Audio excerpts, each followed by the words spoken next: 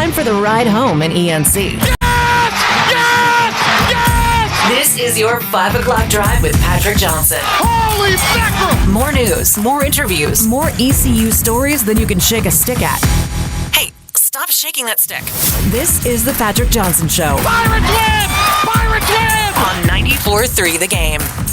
All right, who's coming up on the hour here as we start things for the drive home today on the Patrick Johnson Show on this frigid Tuesday.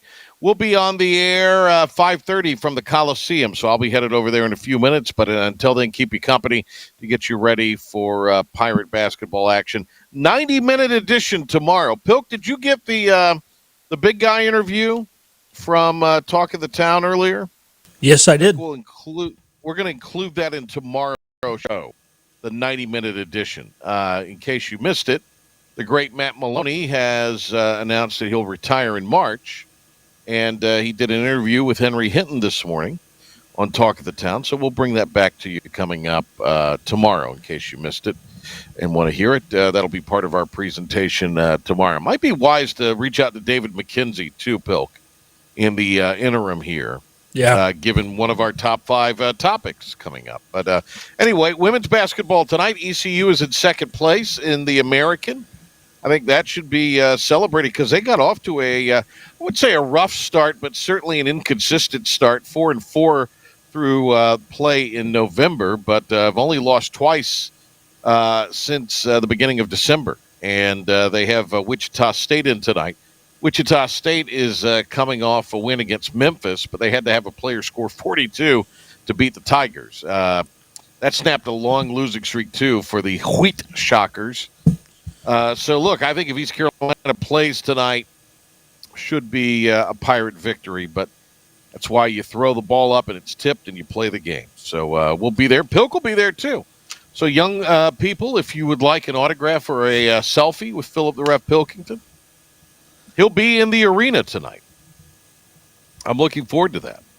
I'm looking forward to it, too. You know, it's good basketball. I've been, look, I come on this show, and I come on Steven's show, and I tell people to show up to women's basketball. I'm not those frauds who tell people to show up and then don't show up myself. I understand. I'm not going to say I have been to every game this year. I haven't, but a lot of the ones I haven't been to, it's been because the men are on the road and I'm back here working the men's game. Yeah, I've been doing my best to make every game. Yeah, I'll be in town. And you sit courtside normally because you're very fancy. So that. You get the media pass. They usually don't chase you off no matter where you go. Yeah. Cole kind of lets me sit where I want. Right. All right. Well, Pilk will be on the broadcast tonight as well, so there's a lot happening there. Okay, let's see here. Let me mark through this note that I've made myself. So, shortened version today, elongated version tomorrow, no show for us on Thursday, and then back Friday to wrap things up. And by then, we will know if the storm of the century will indeed be the storm of the century. Part, 9, 10, 13, something along those lines. Speaking of numbers, let's do the top 5 at 5 here on this version of the PJ Show on this Tuesday. This may very well be our last mission. Let's make it count. This is the Patrick Johnson Show on 94.3 The Game. It's impossible. Now some stories you may have heard. Ready? Or catch it for the first time.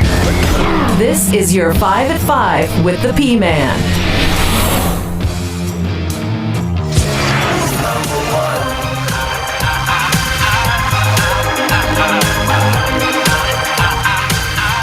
Number 1.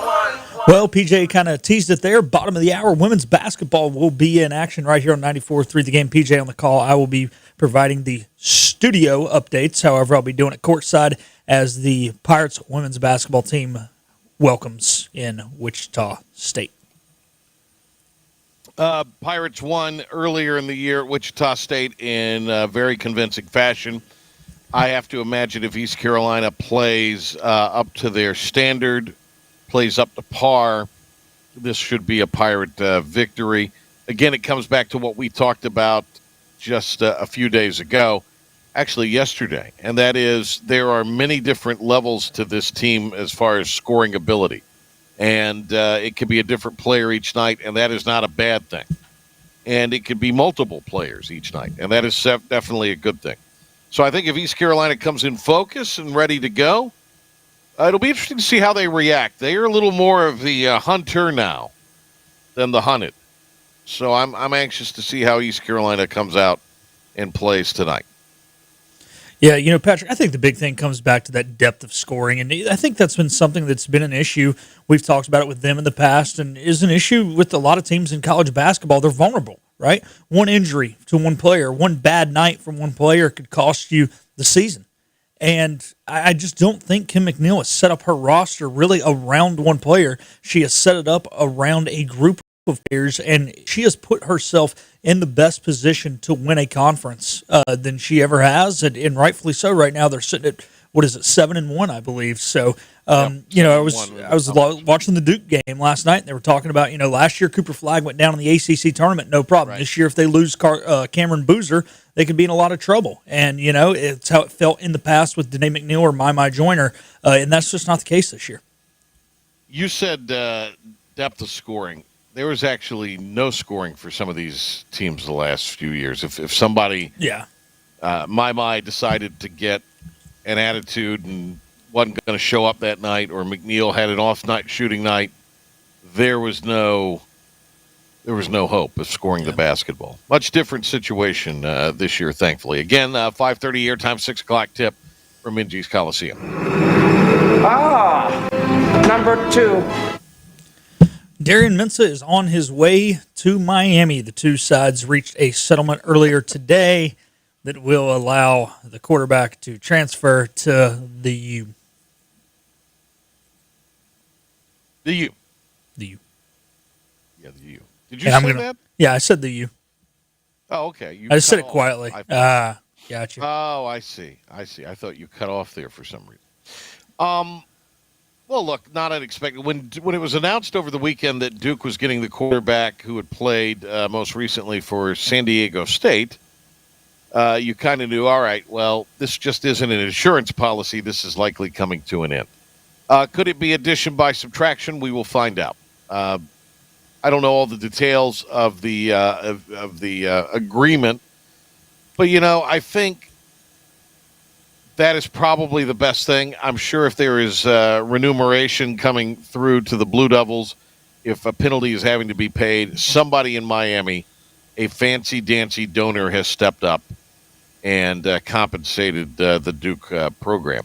The question is, too, they'll get the quarterback, it looks like, from San Jose State, but does he have weapons? Does he have people to throw to? Their top receiver. Didn't that kid get into the portal, was going to go to Notre Dame? Yeah. And now that may not materialize there, but apparently still in the portal. We'll see. Again, I go back to, if you believe the reports, apparently the Mensah had his own masseuse. Mensah had his own this. He had his own that. The family sat in their own box. They didn't sit with other family players. Apparently it didn't impact them near the end of the year. Let's keep in mind, wasn't Duke 5-5 at one point? It could have very easily missed the postseason altogether. Yeah. And they wind up catching fire, beating Carolina. They wind up beating Wake Forest and winning the ACC championship against a pretty good Virginia team, and then win their bowl game.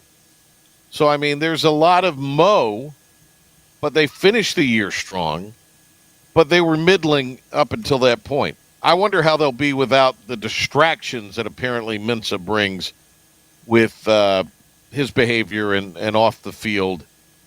I guess we'll call them antics. They'll be a normal Duke team. They'll win 6, 7, 8 games. They'll play in a bowl game you've at least heard of, like this year when they played in the Sun Bowl, and then they'll win or lose it by a touchdown, and it'll be Duke football like it always is. But, hey, November the 14th, baby. Schedule came out yesterday. Late last night, November the 14th, down in Coral Gables. We'll see what happens. Will you go to the game? I don't think I'm sure I will be working an ECU game. I don't think I'm going to be making the flight down to Coral Gables to watch Duke. I think you need to do something where you go and get to – you need to take a day off and go down there is what I'm predicting. Okay. But you know me. I already have a couple of days I have to take off due to weddings. There are going to be game days that I have to take off due to weddings. No, not mine, but you know how I am. No, just other people's weddings. I know how you are. I got a few planned already in the fall, so. Extremely fancy. I know how you are. 3.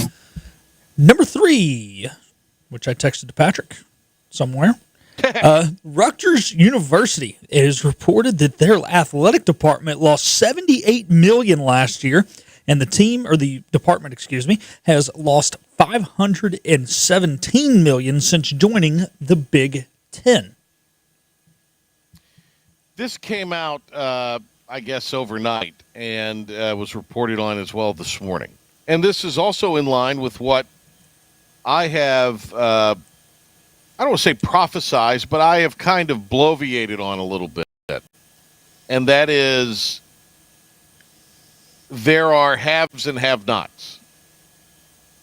Even within the big boy conferences, air quotes, big boy conferences. And this is why everybody says, oh, the NCAA is a paper tiger. Well, it's the conference commissioners that control things in college football, and really two of them. They have no interest in sharing that power or even yielding that power to a centralized governing body, because that would be what is best for the sport, not best for their conference and a few individual teams. But, I mean, just look no further than the ACC. There are, how many? I don't even know how many members they got. 30-1, whatever it is, there are different agendas within each athletic department that are members of the conference in the ACC. The set of circumstances at Boston College are far different than the set of circumstances at SMU, which are far different than the set of circumstances at Stanford or Cal, or Calford in Stanifornia, however you want to say it. Also far different than the set of circumstances at Miami and Florida State and Clemson and Virginia and Georgia Tech and, of course, the Big Four. Hell, the Big Four agendas within just this state are different. 100%. And I'm going to get texts for this, and I welcome them. And you hayseed Wolfpack fans better get a clue. You can't compete at the next level. You don't have enough money. Doesn't mean you don't have money. Doesn't mean you're not committed. Doesn't mean you don't want to. You can't do it. You cannot do it. I don't see NC State paying a washed-up NFL coach that's going through a second midlife crisis with his 20-something girlfriend an abundance of money for 4 wins. Yeah. They couldn't do it if they wanted to. I mean, that's just the fact. But look, I don't even know if Duke can do it. Oh, Duke can do it. Duke's got plenty of money. Rutgers, but there it comes to want to. That's what it comes to there. What are the this is what I mean. What are the priorities within athletics? What did we heard Maryland went to the Big Ten because Debbie Yao ran up such a huge deficit, and so they had to take the money. Yeah, they have no business in that conference. No, they did not. They've been less than mediocre in the 2 sports that matter since then. And this Buzz Williams hiring looks like it is a total disaster. And you look at Rutgers. They are the also-ran of that conference, the Big Ten. Big Ten's the big boy conference, but they are literally coast to coast. Outside of maybe the Mountain Time Zone, I don't think they have somebody in every time zone. The Far East and out West. I mean, what do Washington and Piscataway have in common? Nothing. No. Maybe liberal campuses, but I mean, other than that, nothing. It's not sustainable. It is not sustainable. And so when you complain out there, well, there's no centralized.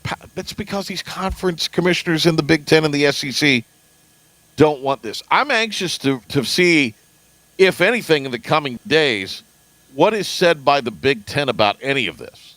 Yeah. How will the Big Ten respond to this? Because it's not like they're not pumping money in there. I mean, this isn't like they're in Conference USA. Yeah. That's another thing, Pilk. Think about that. This is a Big Ten team.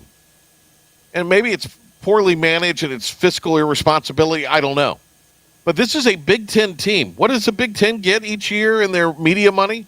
I mean, isn't it close to $100 million annually? Yeah, I think so, yeah. Okay. So it's that much. All right, let's just say it's $100 million. That is the Big Ten. How is somebody in the ACC or the Big 12, how's Central Florida going to do this? with playing all these games out west and in the central time. How? West Virginia. How?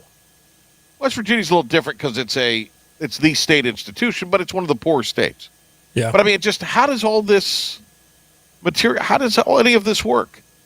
This is a great illustration of the fact that when everybody says they're going to break off, they is a select few.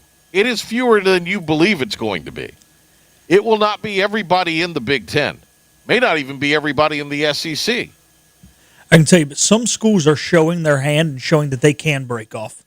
You know who one of them is? Oh, sure. Texas Tech. Ain't one in one of these two conferences, but I can guarantee you, if there's a break off, they're going to be the first one to say, sign me up, I'm willing to play big boy ball. Right. And they can. They can. They've proved it. SMU, BYU, they've proved BYU can. BYU can, yeah. Can. They didn't look like it on the basketball court last night, but they can do it. But they've also got the money to do it. That's my point. I know. I was giving them hell. They've got the money to do it. If they want to, Houston probably could have the money to do it. Yeah. If they want to. But again, what is the agenda of all of these places? What is the agenda in this moment in time with your leadership? Duke has plenty of money. It's a myth to think Duke doesn't have money. They have a ton of money. But do they want to do it, though? In football. Do they want to do football That's at the that thing. level? Does Duke really that's the want to? question. Yeah. Do they want to do football at that level? They're doing it at a level to show we can when it breaks off. Their basketball program, that's the other part of this that you have to – there's going to be basketball that's still going to be played. How does that basketball get played? The NCAA tournament is a cash cow. Yeah. It is the thing that makes a lot of these big conferences money also. How you got to have the networks aren't investing in just 14 falls a year or 14 weekends each fall. Yeah. They are investing in a huge swath of programming that lasts 6, 7, 8 months. Basketball is a huge part of that. Look at the amount of basketball that's shown from these big conferences on network television, Pilk. A lot of CBS. Huge amount. Yeah, NBC's picking up some games. Fox, yeah. Yeah, absolutely. This is we need to find somebody to talk about because this is a huge tell into where a lot of this is going, to be honest with you. 4. All righty, number 4. The Hornets are on a 3-game win streak. They have won 4 of their last 5. They are clawing their way closer and closer to the NBA play-in series, which is, the wacky playoffs that they have in the NBA right now. They are, where's the games back? They're only 3.5 games back from the play-in series. And, they weren't healthy at the beginning of the year, PJ. They got off to a slow start. Now that everybody's healthy, they've got depth. Could the Hornets be a force to be reckoned with down the stretch? It might be something now where you start to pay attention to the NBA because the NFL sucks up all the oxygen in the room. I don't know if they can be a force or not. I told you I wanted to pay more attention to the NBA this year, Pilk, when it started back in October, November. I've maybe watched half of a quarter of a game. I listened to the Knicks on Christmas Day. I did do that. Okay. I listened to the Knicks game on Christmas Day while I was in the car. But other than that, there isn't a whole lot of I just haven't been paying that much of attention to the whole thing. Here's what I have been paying attention to, though. Guys like Steve Kerr and Steph Curry out there spitting out woke opinions on things going on in the world politically. And let me tell you where that doesn't play. The swath of people you need to be watching your product with a lot of middle Americans. It's not what they don't want to be preached at by a bunch of millionaires who are not even in tune with reality and hear about woke politics. They just don't. And that's been a huge NBA problem. And I'll tell you this, too. It's going to be an enormous problem for the Shield here, the NFL, in a couple weeks during the Super Bowl. It's going to be a huge problem with that idiot Bad Bunny as your halftime act. It's going to be a major problem. group I want to credit. A little off topic, though. Did you see where the tennis reporter tried to pull the players into making political comments, and they all shut him down last week? Individual sports athletes Are different. are, Yeah. well, because they're their own. They're their own. organization. But I still applaud the players for saying, look, we're at a press they're not conference. gonna I'm going say to talk anything about that stupid. stuff on my own time. Right. They are their own organization. Yeah. Their checks aren't guaranteed to load manage. Yeah. That's why I love golfers and tennis players. You have to play to get paid. Yeah. It's just the way it is. That's why they're their own entities. So when people complain, oh, whoever doesn't step up, that's why Jordan was so brilliant. Yeah, Jordan was in the NBA, but his brand was what was so strong. Not the supposed brand that guys like LeBeijing and little Steph think they have. I mean, Jordan was a brand and was the trend center for that. That's why he didn't say idiotic things. That's why you got to respect MJ. 5. All right, number 5. Speaking of tennis, there was he is. No debate on that. Speaking of tennis, there was a friendly wager placed over the weekend. 2 Americans, Jessica Pegula and Madison Keys, did battle. If Madison Keys won, Jessie Pegula was going to have to wear a Kansas City Chiefs jersey because her family is part owner in the Bills. No biggie. Okay. If Pegula won, which she did, Madison Keys has to eat something that is a tradition in Pegula's family, which is apple pie with hot melted cheddar cheese draped over it. Re-put in the microwave. Yes, I had not heard of this, and that was the wager, and she was not happy about having to eat it. She said, a bet is a bet. I will eat it, but she was very grossed out. I love this. 2 players playing in the biggest stage in the world, and you got a friendly wager like that. Apple pie with cheddar cheese? What are we doing? Who came up with this? I've heard of that before. It's a northern Buffalo thing, I guess. But here's my question, Pilk. I mean, that does not sound terribly appetizing. That sounds like something you'd cook up in the elementary school cafeteria. And, there was that one kid who would try everything. Right. And he's like, yeah, I'll eat it. But why would it be as unsavory for the member of the Bills ownership, the family member there, to have worn a KC jersey? Would that have churned her stomach as much as this apple pie with cheese on it? I don't think so. Might churn someone. Yeah, I don't know. I don't know. I mean, look, the Bills made the playoffs. Kansas City didn't. I mean, I know Matty Keys' family. I mean, I guess that's the thing. They're big owners. They're part owners, so she's obviously a big Bills fan. But I mean, it wasn't like she had to wear. It didn't say it had to be to a game. North Carolina thing. That'd be like an ECU fan having to wear an NC State thing. Because they're not even in the same league. They'd be like wearing now. She'd wear a Patriots jersey. I think that would be worse than a Chiefs jersey. Who's the last team to have won a Super Bowl between the between the Chiefs and the Patriots? The Chiefs. Oh, yeah. But that's the big obstacle for Josh Allen. The Patriots have not been the big obstacle for Josh Allen and the Bills. True. Are we already done? Yeah. All right, good deal. We'll greet you in a few minutes. Bottom of the hour from Williams Arena, Minges Coliseum, getting you ready for Pirate basketball tonight as the women take on Wichita State. All right, see you tomorrow. 90-minute edition leading you into men's hoops. Always can revisit the show at the IBX Media app, free for download, Google Play, and the App Store.